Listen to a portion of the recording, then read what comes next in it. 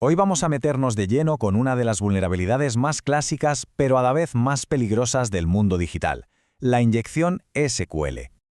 Puede que suene algo antiguo de los inicios de Internet, pero la realidad es que sigue estando detrás de algunas de las filtraciones de datos más sonadas que vemos hoy en día. Vamos a descubrir por qué. Para entenderlo bien, vamos a hacer un recorrido en 5 pasos. Primero, veremos qué es exactamente esto de la inyección SQL. Después, vamos a diseccionar un ataque para ver sus tripas. Exploraremos también una de sus versiones más retorcidas, el ataque ciego. Luego, claro, veremos cómo construir una buena defensa. Y para terminar, reflexionaremos sobre por qué todo esto sigue siendo tan relevante. Empezamos por el principio. Primera parada, ¿qué es la inyección SQL? Vamos a levantar la alfombra para ver esa puerta trasera que, a veces, se queda abierta en el código de muchísimas aplicaciones. Pensemos en algo que hacemos casi a diario, rellenar un formulario de login. Un usuario, una contraseña, parece de lo más inofensivo, ¿verdad? Bueno, pues, ¿y si ese pequeño formulario pudiera usarse para reventar una base de datos entera? Porque es justo ahí donde empieza esta historia. A ver, en el fondo, la inyección SQL es un truco, es un engaño. Se trata de aprovecharse de que una aplicación es demasiado confiada. Un atacante, en lugar de poner su nombre de usuario, mete un trozo de código de base de datos. Si la aplicación no se da cuenta y lo mezcla todo, acaba ejecutando las órdenes del atacante como si fueran suyas. Se la han colado, básicamente. Vale, ya tenemos la teoría. Ahora vamos a lo interesante, a la práctica. Segunda parte. Vamos a ver, paso por paso, cómo un atacante convierte una simple caja de texto en un arma de destrucción.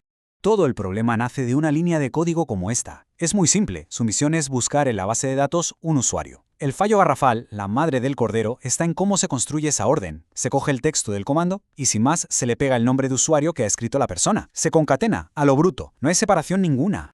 Y aquí es donde se ve todo. A la izquierda, una entrada normal y corriente, Pepe. Funciona perfecto, pero a la derecha llega el atacante y prepara su jugada. Fijaos bien en el truco. Pone un nombre, Alicia, para disimular, pero justo después cierra la orden original con la comilla y el punto y coma, y a continuación inyecta su propio comando, drop table usuarios.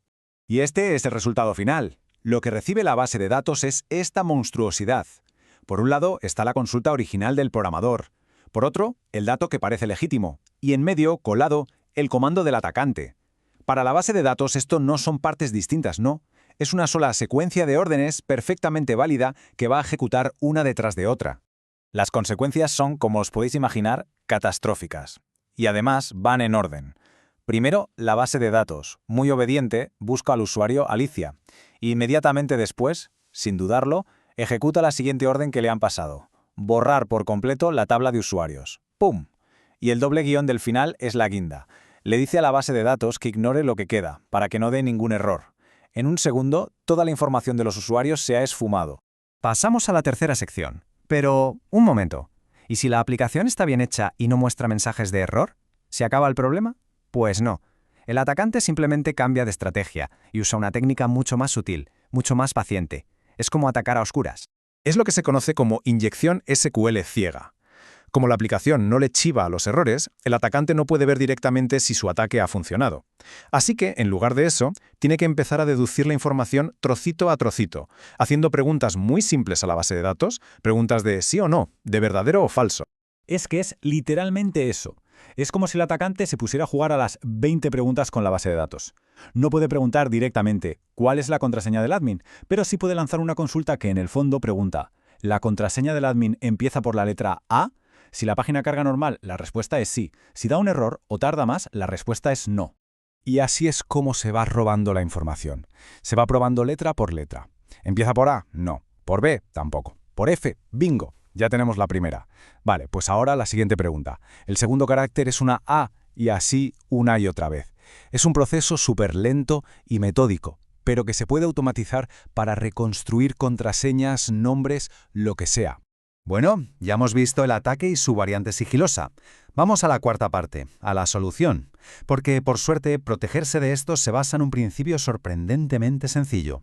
Aquí se ve el contraste de una forma muy clara. A la izquierda, el método chapucero de pegar directamente el código con los datos. A la derecha, la forma segura. Fijaos en ese símbolo de interrogación. Es la clave de todo. Es un marcador de posición. Y este es el concepto fundamental que lo cambia todo. La regla de oro es el código y los datos siempre por separado. Al usar un marcador de posición, lo que hacemos es enviar a la base de datos el comando por un lado y los datos del usuario por otro. Así, La base de datos ya sabe de antemano que cualquier cosa que llegue para rellenar ese hueco es un simple dato, y punto. Nunca, jamás, lo va a interpretar como una orden, por muy malicioso que sea el texto. Esta técnica, la de la parametrización o sentencias preparadas, es la defensa principal y la más efectiva. Pero hay más capas, por supuesto. También se pueden escapar los caracteres especiales para que pierdan su poder o asegurarse de que el usuario de la base de datos tenga los permisos mínimos indispensables y, por supuesto, algo de sentido común. Validar siempre que los datos que nos mandan los usuarios tienen el formato que esperamos. Y llegamos a la recta final, a la quinta parte. ¿Por qué es tan importante todo esto? Vamos a conectar estos detalles tan técnicos con el impacto que tienen en el mundo real. Es que la escala del daño es tremenda. No estamos hablando de un pequeño fallo sin importancia. Una única línea de código vulnerable en una sola página de una aplicación puede ser la puerta de entrada para robar la base de datos entera de una compañía, con millones de datos personales, bancarios, secretos comerciales, todo al descubierto. La cita de la fuente lo resume a la perfección. El problema, en realidad, no es de la tecnología SQL, es de cómo la usamos. La raíz de todo está ahí, en no comprobar, en no filtrar, en no validar lo que nos viene de fuera antes de dárselo a nuestra base de datos. Es un problema de confianza ciega. Y todo esto nos deja con una última pregunta en el aire. Si la solución se conoce desde hace tantísimo tiempo y es tan clara, ¿por qué narices la inyección SQL sigue siendo a día de hoy una de las vulnerabilidades más explotadas? Quizá la respuesta está en que la seguridad no es un producto que se instala y te olvidas. Es un proceso continuo, una vigilancia constante, y a veces la puerta más antigua y conocida es la que por pura confianza nos olvidamos de cerrar con llave.